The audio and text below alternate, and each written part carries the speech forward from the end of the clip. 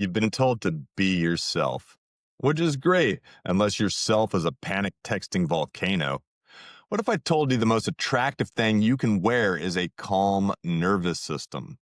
Today, I'll show you the science of emotional control, why it makes people want you more, and 5 sexy, ethical moves to practice tonight, baby.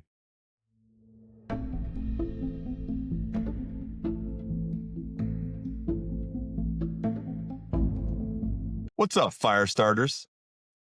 Fire starters. I like that. All right, I think I'm going to keep using that for all of you. All right, I'm Mike, your dating and relationship coach, and this is Plant the Spark. We use psychology, neuroscience, and a bit of comedy to make attraction less mystic and more practical. Now, today, we're going to dig into emotional control, not suppression, not coldness, real regulation. You'll learn the research, the why, the how, with concrete exercises so you can go from reactive to magnetic. All right, let's get into this. So first, why are emotions a dating superpower? Because attraction lives in the body as much as in the mind. Romantic desires, they activate the brain's reward and motivation system. All right, and places like the nucleus accumbens and the related subcortical circuits, right? But what does this mean? These areas basically focus attention on a particular person, right? That biological focus makes emotional displays really powerful signals. And then there's this second layer as well, right? And this is emotional regulation. So, people who can regulate negative states, anxiety, anger, right? And they can express positive states in really healthy ways, they tend to build stronger, more stable connections. Multiple lines of research link better emotional control and regulation with higher relationship satisfaction. For example, studies find that partners who can downregulate negative emotion report greater marital satisfaction for both partners. Both partners. It's just not about you, right? It's about you and her, you and him. The bottom line, attraction depends on both spark, which is, the reward, and safety, which is, the regulation. Being visibly calm and resilient, this signals safety, which is sexy, baby. So sexy. All right, so how do we actually define emotion regulation? Clinically, the processes we use to influence which emotions we have, when we have them, and how we experience and express them. There are better ways, cognitive reappraisal, and worse ways, suppression. And the outcomes matter. For example, research shows that habitual cognitive reappraisal, so, rethinking a situation to kind of help to alleviate some of that anxiety, right? This actually correlates with higher relationship satisfaction, while habitual suppression correlates with lower satisfaction. It's not about shutting off your emotions, it's about sort of controlling them, right? In a very healthy and positive way, not suppression. Now, attachment also shapes regulation. Adults with secure attachment tend to regulate emotions more adaptively. Those with insecure attachment often showed dysregulated responses under stress. That's crucial for dating, right? Your attachment style affects how you respond to things like jealousy, ambiguity, being unclear, conflict. Translation, learn to reframe rather than react.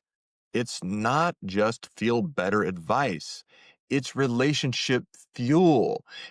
Gas that thing up. Now listen, self-control is sexy, baby. That's not just a pickup line. It's been meta-analyzed. Duckworth and colleagues showed convergent validity of self-control measures. Self-control predicts better life outcomes. And in relationship contexts, self-control correlates with greater relationship stability and satisfaction. You just like being in it more. People who delay impulses, think not double texting your ex at 2 a.m. They tend to form more stable bonds. You've got PMC Vo's research, which shows couples with higher self control scores enjoy benefits like forgiveness and accommodation, both keys in long term attraction. All right, so how does this play out in dating, right? Showing restraint, calmness under pressure, not lashing out, not over texting. This signals maturity and desirability, right? And that's hot. Guys, especially for you. I mean, too many of you guys are emotional midgets, right? You're freaking out over everything. You're blown off the handle. Calm yourselves down. Take a class on meditation, my dudes. All right. You want that one trick that instantly reads, I'm cool. I got this. Pause. A 3-second pause before answering emotionally charged texts or questions reduces drama and increases perceived confidence. We're going to practice that in a moment. You like what I did there? All right, I want to get into something else now that's a little sort of off script here, but you've probably watched this beautiful woman Marni's videos, right? And she's on the internet and she talks a lot about one habit that drives women wild, right? And that's emotional composure. She frames it in social terms, right? Men who can stay calm, lead, and show steady confidence are perceived as high value. Things like measured responses, right? Light teasing when appropriate, and like a steady presence, right? You're there, you're strong, you can't be moved, right? This all aligns really well with research on emotional composure signals, right? Because they signal safety and competence, which these are two major drivers of attraction. Like, let's be honest, owning your vibe, right? Like being who you're supposed to be. Science calls it response delay, right? This reduces impulse behavior and shows regulation, right? Practice the 3-second rule. There's also controlled teasing and warmth, right? These create playful arousal without threat. Playful interaction increases dopamine bonding, right? And this one paired with warmth, right? Play, bonding. These are all things that help to sort of strengthen that connection. Social leadership and competence, which these things feed perceived mate value and social proof. This stuff is all actionable because it compresses regulatory skills into behaviors people can practice, right? You can pause, tease, lead, right? Okay, enough theory already. I mean, you guys are here for the practical, evidence-based emotional regulation skills, right? That often, they feel attractive when used ethically. Now, I'll give you the science tagline and the sexy application. All right. I talked about this earlier, but there's the 3-second pause. All right. So the science, short response delays reduce impulsive escalation and they show self-control. Sexy application, when she texts something provocative or tense, breathe, wait 3 seconds, then replied with measured humor or curiosity. It reads as calm, not cold. Shoot, I say, wait 30 minutes. There's also this thing called cognitive reappraisal, right? Reframe the story. Listen, the science says reappraisal predicts better relationship outcomes, right? But what's the sexy application? Instead of, why did he leave me on red? Reframe. He's busy. I'll be pleasantly surprised if he shows interest. Less drama, more magnetic curiosity. And I'm going to tell you what, ladies, if you respond like that, the guy's going to freak out because you're off script, probably. Number 3, physiological grounding. Regulate your body, my dudes. The science says that body states and emotion are linked. Calming physiology lowers reactivity. Breathing, brief grounding. But what's the sexy application? Before a date, take a moment, take a take two, right? And then take two slow inhales plus, the exhales. Walk in, composed, voice lower, posture open, instant presence. You see what I'm doing here, right? I'm giving you small micro tips, right? Things that are pretty obvious, things that seem kind of simplistic, but that's what you need because you need to walk into those rooms. And let's be real, the stuff I've been talking about so far, it's all about lowering your sympathetic nervous system, getting yourself in a calm state, right? So you're not fleeing, you're not panicking. There's also the expressive balance. Show, don't overload. Science says that healthy expression of positive emotion helps relationships. Suppression harms them. So what you want to do is reappraise, then express. What's the sexy application? Be warm and playful in person. Don't dump a full emotional backlog on date 2. But let's be real, it's not that fun. Unpack with rhythm. There's also the delay of gratification in a social context, right? This is like playful teasing plus reward. And science says delay and reward dynamics strengthen desire. So intermittent positive reinforcement and delayed gratification correlate with stable outcomes. So what does this mean? How do you use this in a sexy application? Tease lightly, then offer small rewards, a compliment, an attentive story, and you pace it to create anticipation. There's also co-regulation skills, soothing the other. The science says that helping regulate a partner's emotions, right, this helps to predict relationship satisfaction. Partners who co-regulate, they build safety, right? They feel like they can talk to you about anything. And they should be able to feel that way. Now, what's the sexy application? When she's anxious, guys, don't lecture. Validate her. Lower the arousal. I hear you. Let's breathe for like 30 seconds, then we can talk about it. Or maybe I can just sit here and listen to what you have to say. Guys, that presence is deeply attractive. It's not manipulation if you mean it. Mean it. She's worth it. Why are you with her if she's not? Quick drill. Next time you feel triggered, do the 3-second pause plus 2 mindful breaths plus 1 reframe sentence. It's a 3-part anchor that turns panic into poise. But what do women and people really respond to, sort of beyond the tricks, right? Let's be blunt. Emotional control isn't about being robotic.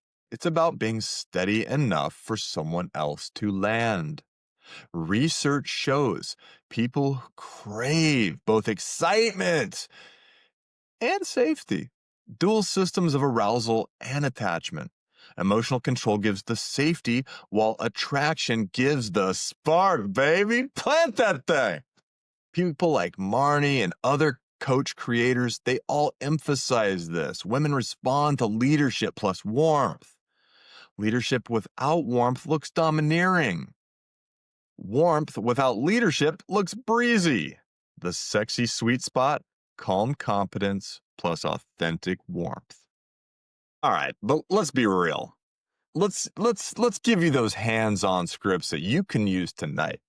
All right? Scenario A. Maybe it's a heated text, jealousy, something like that. So, you pause 3 seconds. I can hear why that bugged you. I'd feel that way too. Tell me one thing that would help. Validation plus limit plus invitation. All right, scenario B. She goes radio silent after the date. Right? That's every dude's like worst nightmare. But you know what? Wait a day or two and then give a calm text. Hey, I had a great time. I'd like to do it again when you're free. Direct, not needy. Scenario C. High emotions during a conversation. Something like, you. I'm noticing my heart rate's going up. Let's take 2 big breaths and come back if that's all right. Right? You're showing regulation plus you're modeling calm and how to handle something like that. Right? These are small but high leverage moves, right? You're owning your nervous system. You're not just outsourcing it to your thumbs. This is attractive, guys. Ladies, same thing.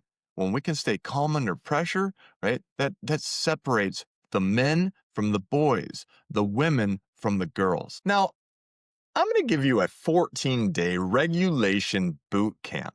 And I want you to commit to this 14-day plan and watch your social magnetism change. It's simple, it's measurable, and it's repeatable. Week 1, the foundation. Days 1 through 3, I want you to practice this 3-second pause on all emotionally loaded replies. And then I want you to log how you feel. Days 4 through 7, added the 2-minute morning grounding. 2 minutes of breathing plus posture work, right? Track your mood. Days 8 to 10, use 1 reframe per day. And really any interaction. He's busy equals, I'll see how it goes. Days 11 through 13, practice co-regulation once with a friend. Listen, validate, breathe. Day 14, review journal. Which move reduced drama? Which increased interest? Now, what's the measurement for this bad boy? Rate reactivity 1 to 10 before and after. And what this will do is it will help to build momentum, right? Self-control improves with practice and it yields social payoff. And if you go back and look at that log and you see that you're making improvements numerically, right? It'll make you feel better and you'll probably do better as you move forward. Now, research supports that self-control and co-regulation skills are trainable, right? And so these predict relationship satisfaction. If you have a history of trauma or clinical diagnosis, however, consider a therapist to support regulation work, right? This boot camp is for skill building. It is not for therapy. In fact, that applies to all of the things we talk about in all of these videos, right? I'm a coach. I'm not a therapist. All right, quick ethics check.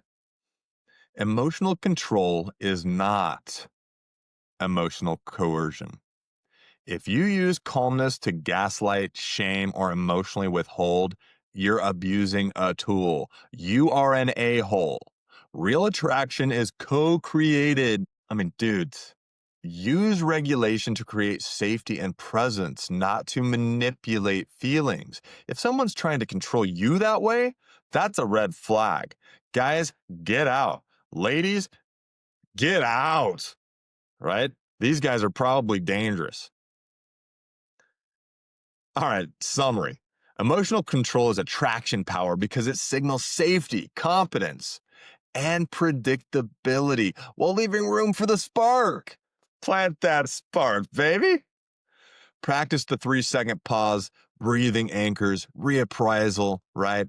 And co-regulation. Remember, calmness, playful leadership, right? Warmth. They work because they match what your brain craves. Remember, being a drama llama gets you attention. Being a composed lighthouse gets you commitment. Choose the lighthouse. Make calm sexy. If you enjoyed this episode of Plant the Spark, like, subscribe, and comment which tool you're going to try tonight. And I'm going to tell you right now, you better do that 14-day plan. I'm Mike. Go plant your spark and go be someone worth landing on.